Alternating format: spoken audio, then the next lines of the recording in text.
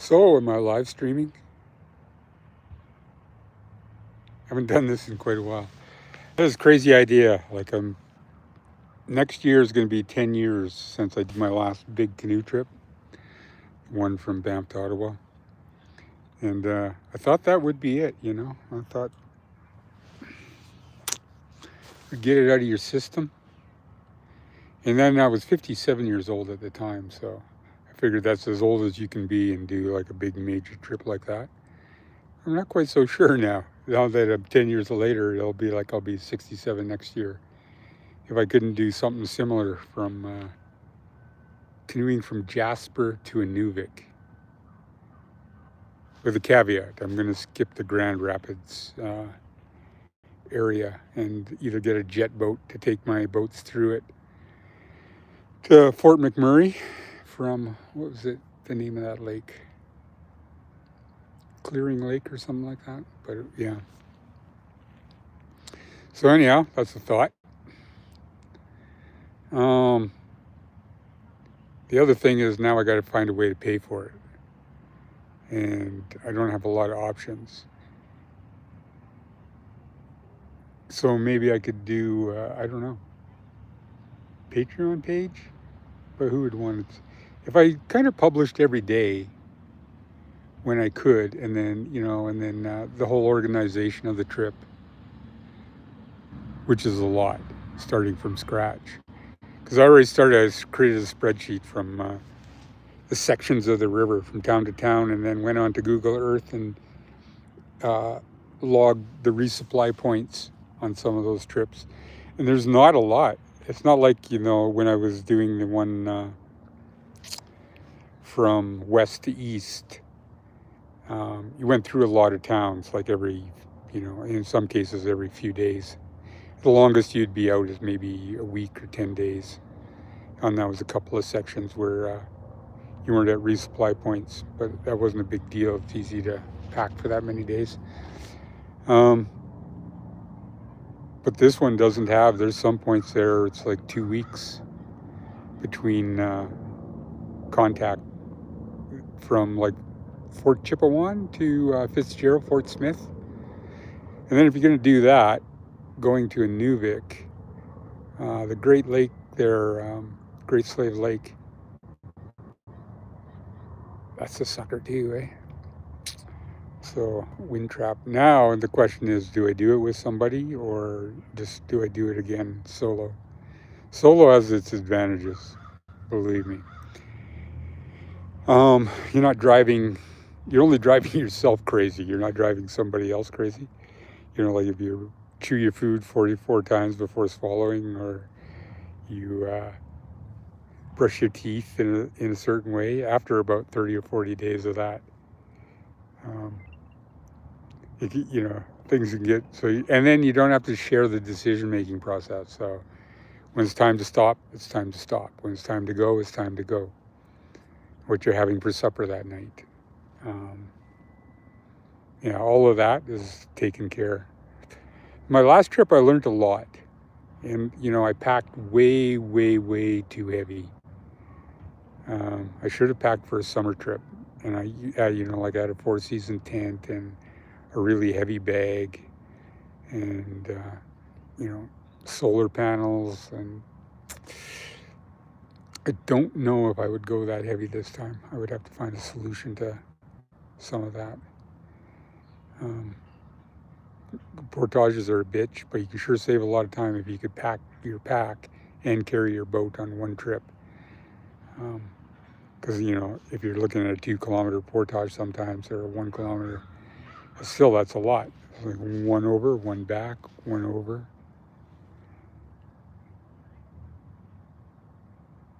Yeah, so anyhow, that's stuff to think about. I haven't live streamed before, or have I, guys? I don't know. Remember to guard the community guidelines. Learn more now. What are my options with this puppy?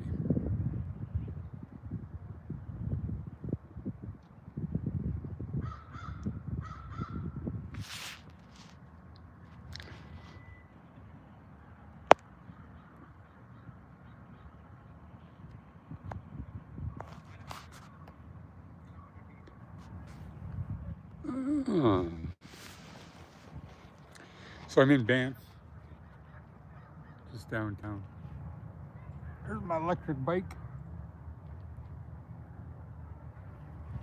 Well, you need one of those things in this town, you know, like just getting around the traffic in this town.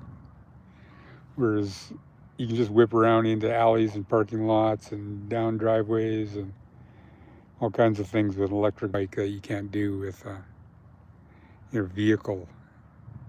And it's basically, it's a motorcycle. It's all it is. It's an electric motorcycle. I've got like the thing where you can just turn the throttle and it's like on high juice. You know, you go from 0 to 30 kilometers an hour in maybe about 10 seconds, 5 seconds, maybe 5 to 10 seconds. So, yeah. Anyhow.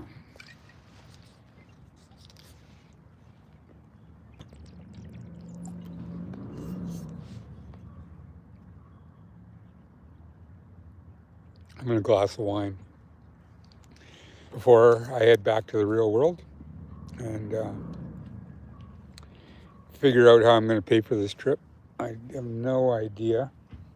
I got $0. I'm spending everything I have right at the moment on a 2025 14-inch MacBook Pro with the M4 Pro chip and 48 gigs of RAM.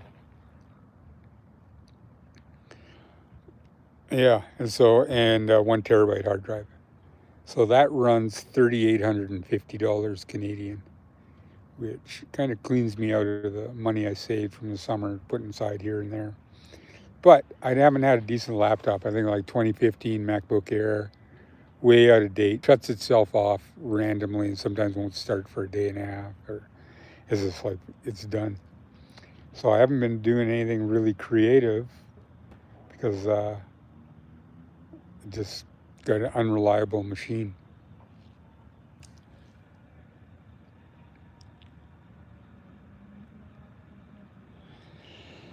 Hey, is that Rob's Adventure Channel? Where are you from, Rob? It seemed like I should know you.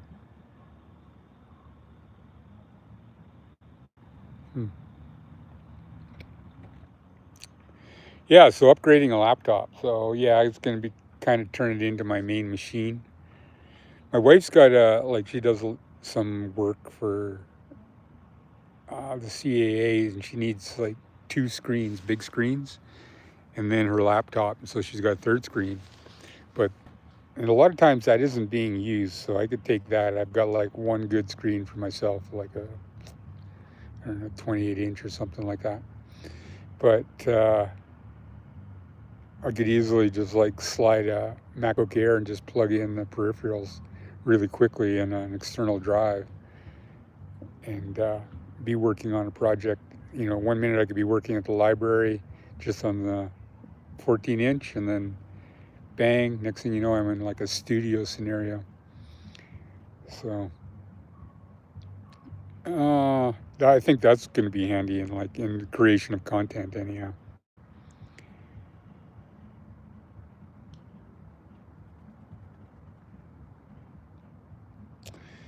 Choose. Hey man, I got like 3 people on this thing. That's pretty cool. I just to show you guys where I am. I'm like right downtown. The river's just in front of me. I'm in Banff, Alberta, Canada. So they got the White Museum Park here, which has some of these old historic warden cabins and stuff. But it's like a little oasis in the middle of the whole hectic town site. So you can see there's nobody hangs out here because they think it's private property, but it's basically kind of like a park. And there's you can hear a band going on in the Gazebo Central Park. It's about 300 meters away, 250 meters or so.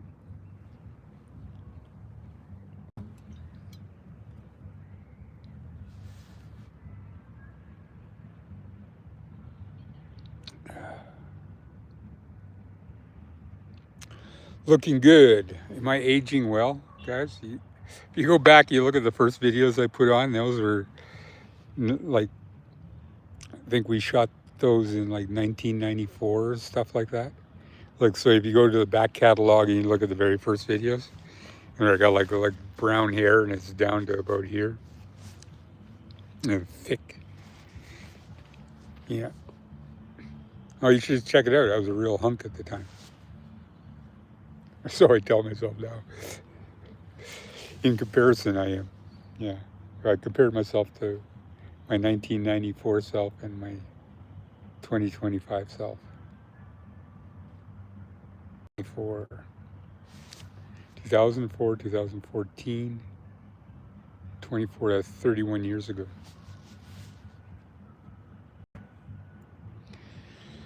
Boy, a lot of stuff's happened in the 31 years. Anybody remember Paul Valulis?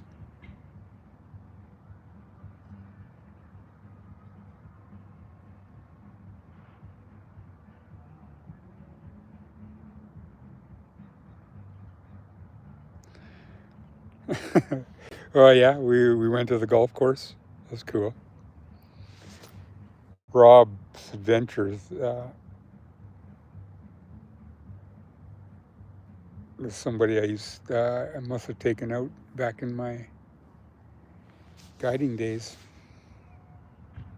Sorry if I don't remember you. There's so many people, millions, last 30 years. And then the old age thing too, eh? I got my, you do get lapses. I don't know what it is. It's like simple things you can forget sometimes. I don't know. I think I'm pretty well off though. I don't really get huge memory lapses or any signs of any kind of dementia or anything like that. So hey, Rob.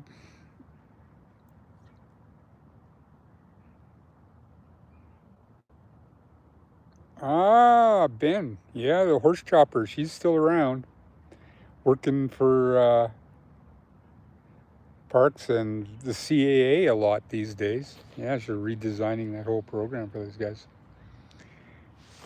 But she seems to like it. It's really keeping her busy. Pays well too. So.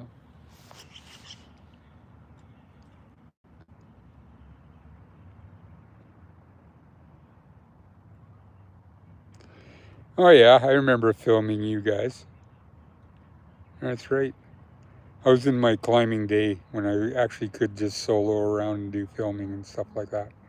So I had that old camera, like that. It was still running high 8 or 8mm camera. Yeah. So I had to be back in the time when I could actually ice climb still. I didn't even go out last winter at all. I had no desire. It was really anything. I should have just went for the hell of it, but it seems like my weekends are spoken for, or I just want to rest. I work up here. You can't see it very well up there, but at Norquay ski patrol in the wintertime. I'm officially the oldest ski patroller in the Canadian Rockies. I asked Rocket, who runs, mountain operations in Lake Louise, what his oldest patroller was, and this guy in his mid-50s or something, so I got his ass kicked.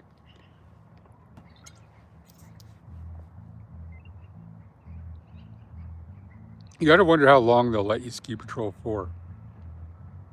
Right. At some point, do you become a liability? Like, he's a 70-year-old ski patroller? Or, I guess as long as you can do the job, right? I secretly kind of go to the gym and work out. I don't tell anybody that. I always tell them I'm going out to dinner and having terrible food and drinking too much wine every night, but I actually go to the Canmore gym just so I can keep up with a 25-year-old ski patrollers. The average age of a ski patroller is like somewhere from 22 to 32, and then they get a real life after that. They realize they can't buy a house on whatever they're going to make ski patrolling, living in a tourist town. But they can have a fun couple of years and learn a lot of shit. I would definitely recommend that job for anybody that's just getting out of school. If you can ski, take a wilderness first aid course.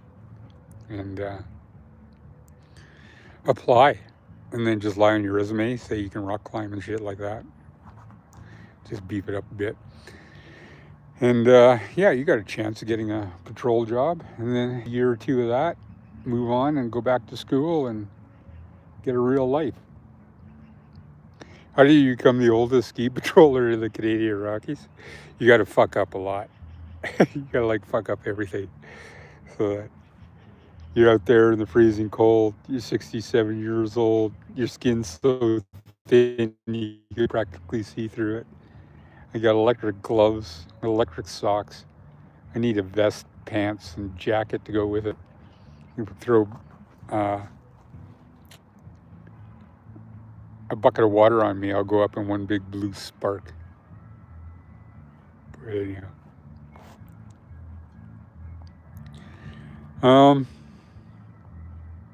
Well, what do I do? I gotta go to the grocery store, buy for the household. I got one last gig this year. I gotta go up to Wind Tower tomorrow. Wind Tower. With a French Canadian girl. Seems a bit challenged physically. So I'm expecting it to be a reasonably long day, but I mean, it's Wind Tower, so take a big hat and lots of water. Should be able to survive something like that. Yeah, and then that's it. So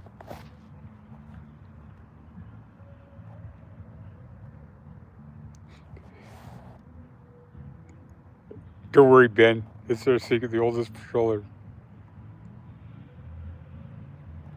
Oh no, I guarantee you, I don't think there are any, like they're, you know what, they're for Pro Patrol.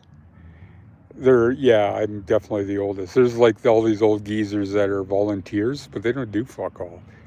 Right? It's not the same as like going up and doing a profile in the Alpine or putting out fence in the morning or, you know, carrying bamboo down to whatever you got to do every day. Like they just sit, if they have races, otherwise they sit in their shack and they move in a flock of like 5 or 6 at a time. Like they all just go to one area, to another area. And it's funny, eh, because like there'll be a call in which generally is an area of theirs, but they all went for a ski over to someplace else and they all went together. Didn't even leave somebody behind in case for, but yeah, so there's like some 70-year-old, I think, maybe volunteer patrol. But yeah, Pro Patrol is a different game altogether. Just see these family over here, they got the full-on burqa and things. Just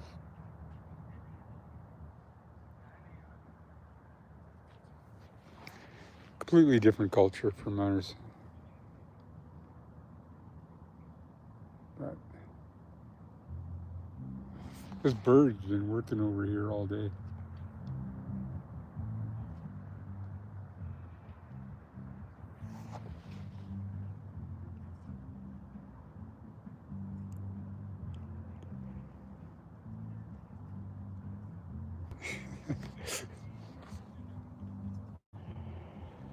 Oh, man. Well, I guess I got to go join the real world.